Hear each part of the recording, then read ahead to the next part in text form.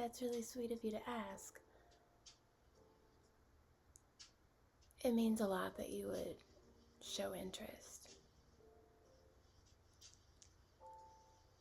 Well, it just felt for a long time that, I don't know, there was a level of disinterest.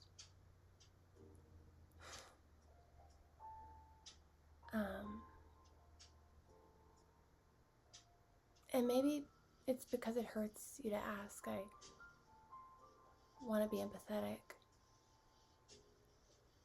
about my history and my job.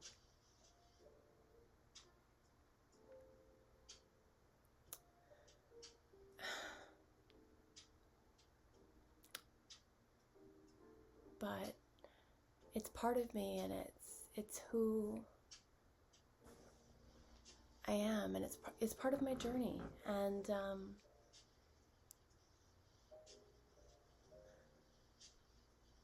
I definitely would rather share it with someone who's comfortable holding that burden with me than have to hold it all by myself. Or, I don't know, I'd rather you not see it as a burden at all, but rather just part of the journey.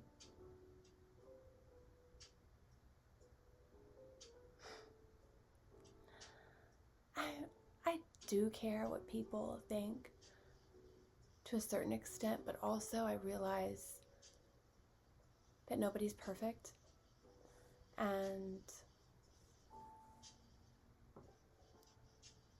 a lot of people try so hard to hide their imperfections.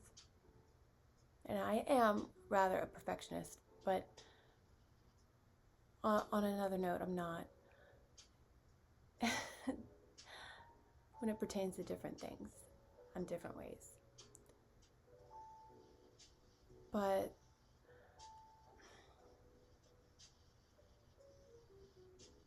I'm just not. I had to come to a point in my life where I was just not ashamed of anything I had done, and to just own up to it. And I feel like there's an explanation for every situation I've been in, everything I've done, whether it be right or wrong. But ultimately, it has led me to where I am today and where I'm going in the future. So without all these little pieces to the puzzle, like, there is no big picture. You need all these little pieces to the puzzle. And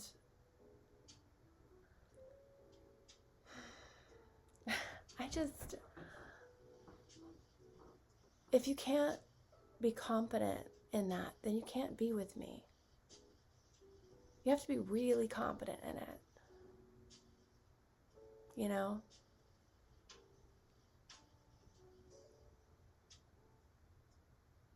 You have to be comfortable being uncomfortable.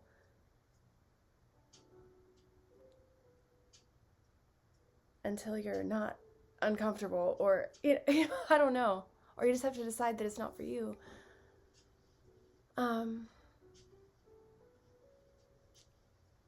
When I had a YouTube channel in the past, it was suspended. I'm trying really hard to follow the rules now, but it was so much more dramatic, and I looked so much more unhinged, and it was just like all these crazy emotions. Sorry, let me skip this ad.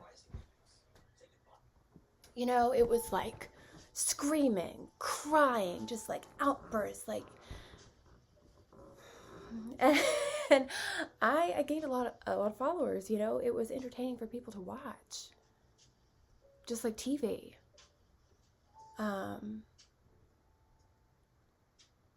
But I was also going through a lot, and I tried to mesh that with business.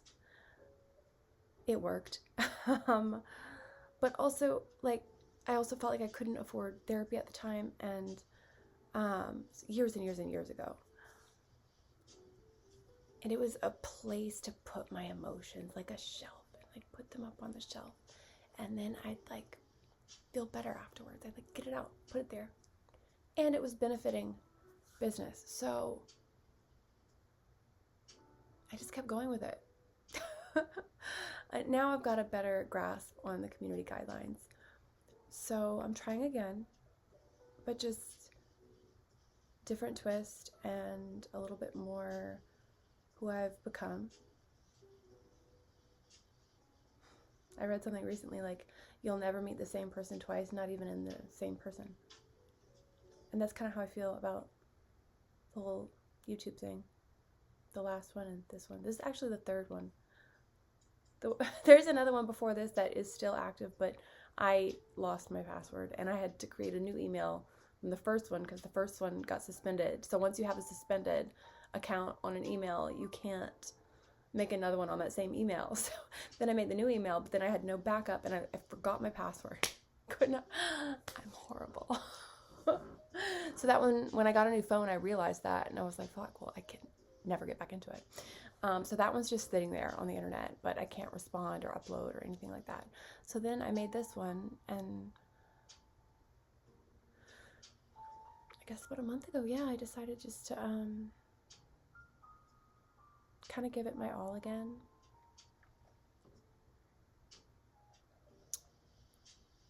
And some people, I hope you don't see this as me making the same mistake twice, or, you know, reverting back to old habits. This can be classified as a coping skill, yes. Maybe some people feel like I'm crazy, like talking to myself. But to me, I don't feel like I'm talking to myself. I feel like I'm talking to you, whoever's watching this. I really feel like you're right here in front of me and I'm talking to you.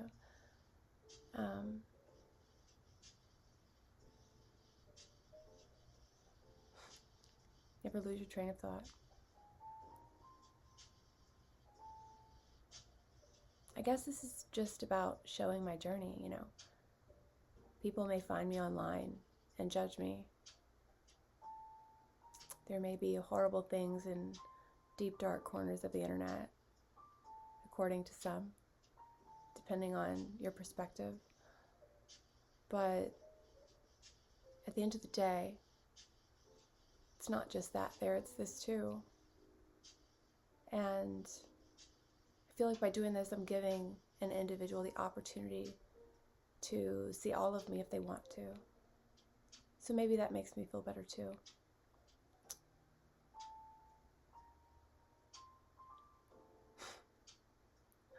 I would love to know me, you know?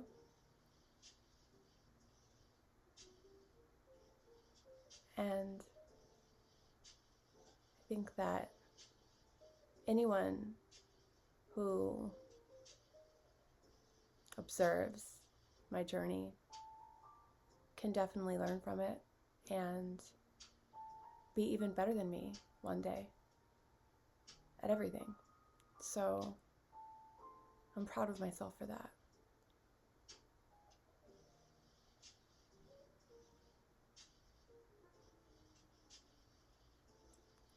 But I would like to find a companion who's just genuinely so proud and so amazed by me and so in love with me that they look at me and they're like, wow, like, she is so resilient.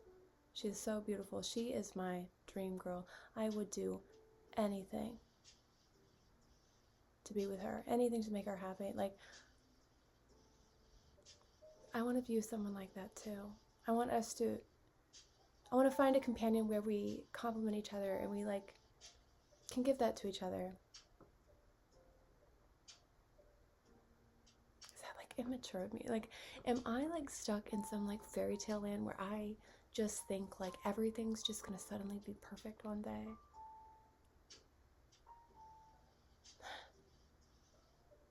You know?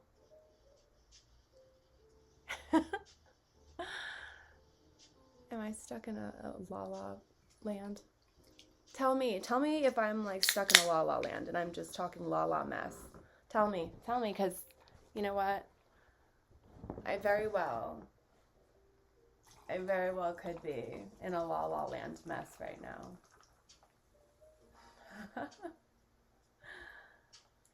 I think if it were up to some people, I'd be like in a psychiatric unit somewhere, locked in a room with doctors and stuff.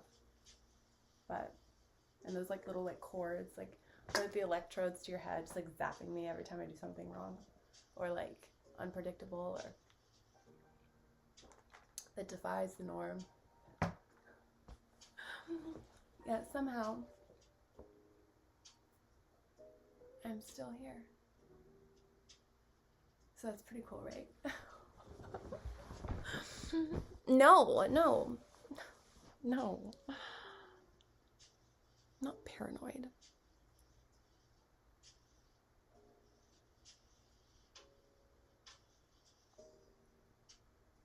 I'm just me. Do you love me? Be honest.